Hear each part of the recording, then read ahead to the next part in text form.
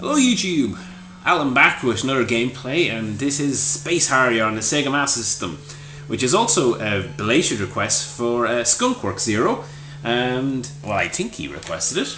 I seem to recall something along those lines when I did the Afterburner video, so here we go. We've got to get ready for the Vanity Zone.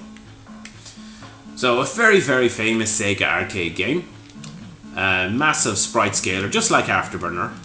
How do you oh god. That's worse than normal. How do you transfer that to the Master System? Well, with difficulty. I mean, 8-bit systems were just not designed to do sprite scaling in this way. Oh, get out of there. And they're not shy about throwing stuff on screen there now, are they? But one thing you might notice is, say look at the trees, there's very much clear boxes around them. Same with a lot of the other sprites. And that's because they're not sprites. A lot of these things that are background layer items. And that's why the scrolling is slightly slower too, because the background updates at a slightly slower rate. And it's a common trick in older games to present larger, what appears to be sprites on screen, than would be capable of just using the sprite limit.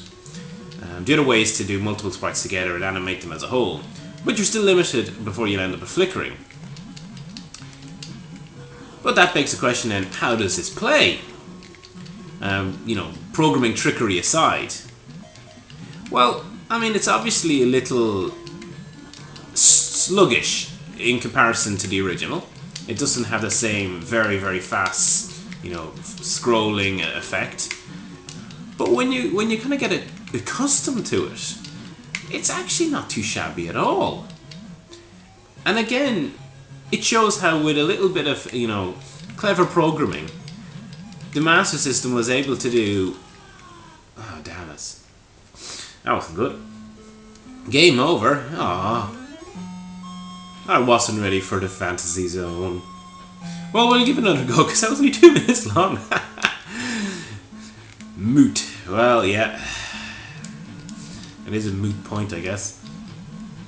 But let's hope we can get to the boss again this time. These type of shooting games, I've always said, are tricky to do when you're commentating, especially when it's a little tricky. And I've always found this is not just the Master System version. I've always found it tricky to judge the position of enemies in Space Harrier. The distance effect is not perfect, even in the arcade. It's something that you have to get used to. And the Master System version definitely struggles with that more. Whoa, whoa, whoa. I seem to be falling over myself there.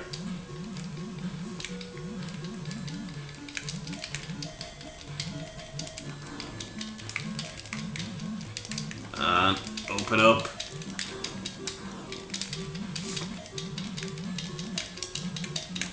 There we go. Of course, they did release another Space Harrier game on the Master System, Space Harrier 3D. And you kind of would think a game like this would suit the 3D effect. And I believe it does. Oh, damn, stupid tree. Of all the things to get me, a bloody tree.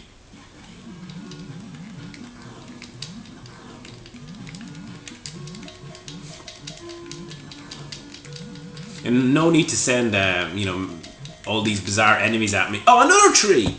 Ah, for God's sake! Game over. I didn't even get to the boss. Oh, okay, one more go and then we'll call it quits. Because clearly I cannot demonstrate Space Harrier to save my life. Well, it's never been one of my favourite games, I guess. Probably because I always find it difficult to judge the distance.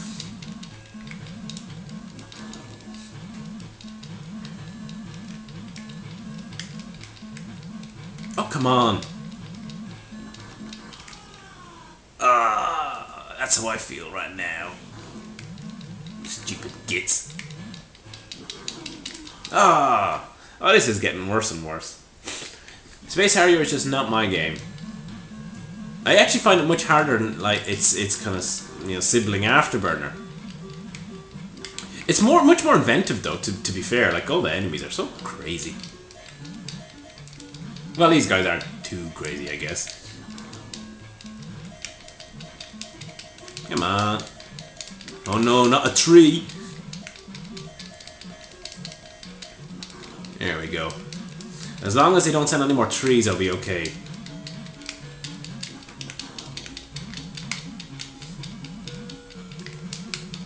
Would have been nice to get to the boss again. But oh well. If it's not meant to be, it's not meant to be.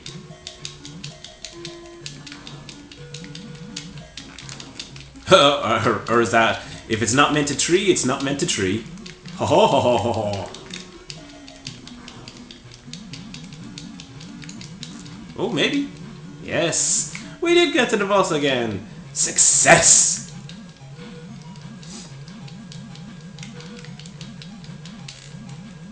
It's very hard to tell what the hell's going on though with this boss. It actually looks like the game's glitching out. And that the sprite's just getting stretched all over the place.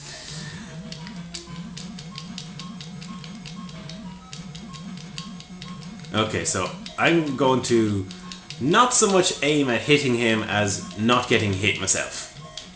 He's changing colour though, which is good.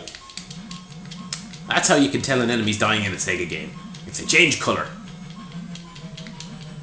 I must have made Doctor's lives very easy back in the day. Jesus, he's looking fierce red. Oh, that's not good at all. He'll be dead within the hour.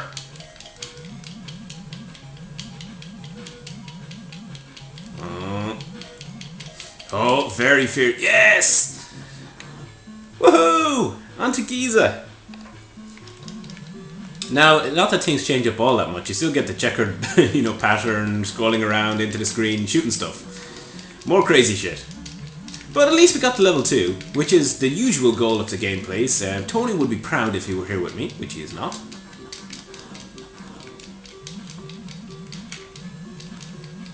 I was mentioning Space Harrier 3D and I got distracted.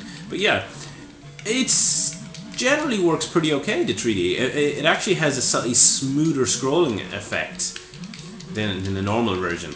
And it... damn it! Apparently when I talk about Space Harrier 3D, it just says no to the original Space Harrier. But anyway, we leave it there because I'll never get past that boss again, it seems. Space Harrier in the Master System. What do I think? A decent version. They did a good job, really, with the system. Ooh, top score. Hey. Good job, eh? Yeah, did a great job. Some of the sample speech, and it does seem to capture the large enemies and the scrolling into the screen and whatnot.